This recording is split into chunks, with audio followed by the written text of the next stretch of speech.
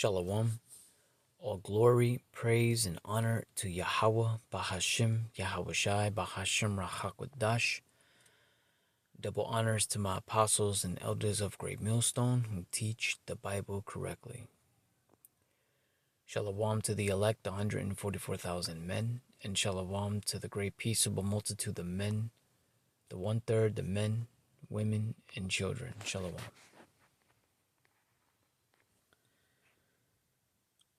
This is a World War III update. 5 hours ago, U.S. drops new powerful GBU-72 bunker busting bombs on Iranian targets. The United States is dropping its newest and second most powerful bunker busting GBU-72 bomb on fortified targets in Iran. The first time the weapon has been used in combat, and that's the title alone was sparked this lesson. Because reading this, I'm under the impression that this happened already. So if that's the case, if this happened already, the first time the weapon has been used in combat, that statement alone shows a major red flag or sign or awareness that this war is not slowing down. And Trump may be the president chosen by Yahweh Shai to be a part of that World War III. You know what I mean?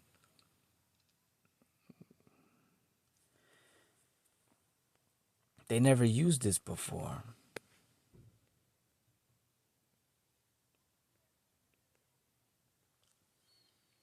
I scrolled down the article to get to this point right here. The bombs were dropped on sites along the Iranian coastline near the Straits of Hormuz.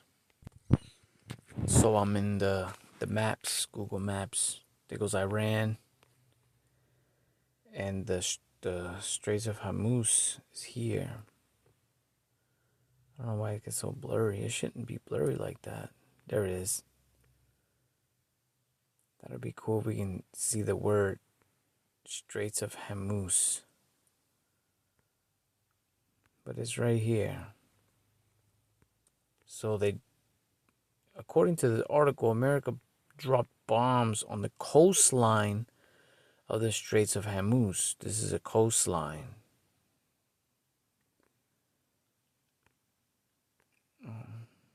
Hormuz Island. Look at that. I know you can zoom in even closer. That's pretty neat. Even they're. So they probably bombed it here. They bombed some under bunkers. They bomb bunkers. Hormuz. There may be bunkers in there. Maybe bunkers in here. Coastline. Probably the coastline.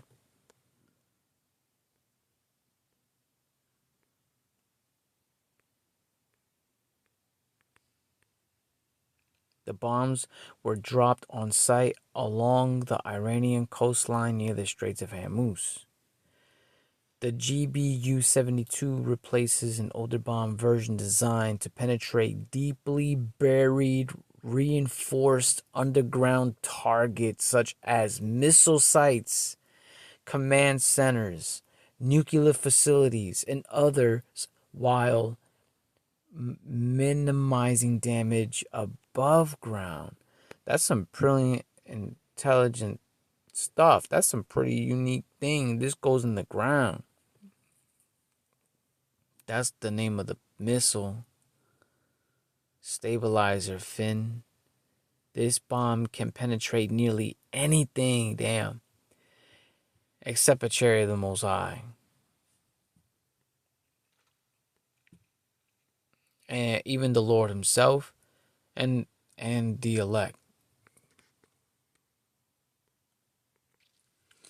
And the scripture to back that up is Luke chapter 10, verses 19. Behold, I give unto you power to tread upon serpents and scorpions, and over all the power of the enemy, including this GBU-72 and GBU 57A/B. This bomb can penetrate nearly anything, even reinforce concrete and armored steel. Well, that's great, but against the elect, Yahushai and the elect men, they're gonna destroy those missiles. Those missiles are gonna be destroyed by them, because the Lord Yahweh Bahashim Yahushai is gonna give you who are listening, the hopeful elect, power over the enemy. I'm sorry. Let's read that again. Behold, I give unto you power to tread upon serpents and scorpions, and that's talking about people, not animals, over all the power of the enemy. And the enemy's power is those missiles as well. And nothing shall by any means hurt you, including this GBU-72. That's not gonna hurt you. You're gonna be able to catch those. You'll hear it coming. You'll be able to catch it. You know, where there's no contact, so it's not gonna explode. You'll be able to. You're gonna be able to catch it through the spirit and power of Yahweh Shai, Bashim Rachakwadash. Catch it and then throw it back into the air. You know, and it explodes far away into the air, or just hold on to it, and then you'll be able to grab the stop the flame that's propelling it. You'll be able to catch it and stop the flame from causing it to fly.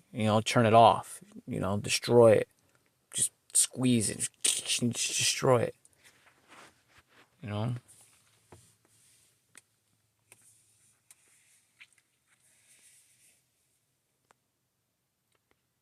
It says now the ChatGPT is gonna break it down according to Great Millstone. But we'll watch out for bones, and Lord's will, we'll be able to spot them out through the spirit and power of Yahweh Shai. Serpents and scorpions represents people, not animals. Okay, GMS teaches that this is not literal, right? This is parabolic talk, street code. Serpents, deceptive, wicked people, especially enemies of Israel. Scorpions, people who sting spiritually with false doctrines and oppression. They link this idea to verses like Ezekiel, thou dwellest among scorpions. Ezekiel 2:6, and thou, son of man, be not afraid of them, neither be afraid of their words, though briars and thorns be with thee, and thou doest dwell among scorpions, be not afraid of their words. So that shows that scorpions don't talk. So that shows that they're talking about people. Nor be dismayed at their look, though they be a rebellious house. So that's a scripture that ChatGPT. And that's going into wicked Israelites, rebellious Israelites, Israelites that don't believe, whether we know we're Israelites or not.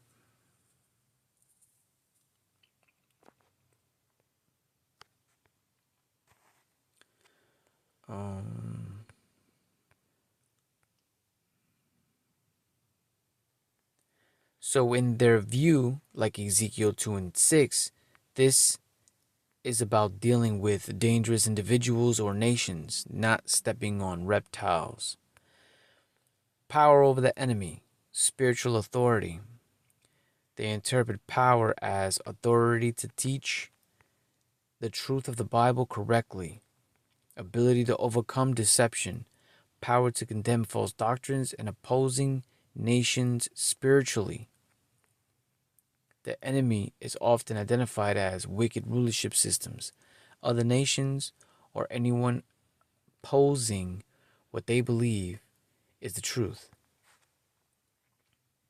Nothing shall hurt you. Protection for the elect. GMS does not usually take this as physical invincibility. Instead, they teach the elect, the 144,000, are spiritually protected. They won't be destroyed by false teachings. Ultimately, they will be delivered at the end times. Some members may also believe there is limited physical protection, but it's not absolute since believers still suffer in real life. The elect are spiritually protected. Now, I was disappointed that ChatGPT didn't go into how, because I've remember that Great Millstone uses Luke 10 and 19. All this is on point. You know, power over the enemy. But I'm a little disappointed that it didn't go into spiritual powers, that standard being lifted. So we ask another question. Let's see. Yes.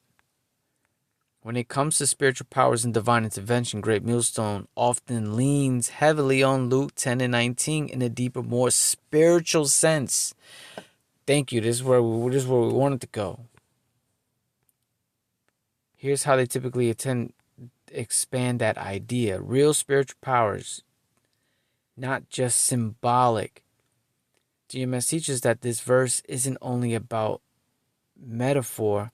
It can involve actual spiritual authority given by Yahweh.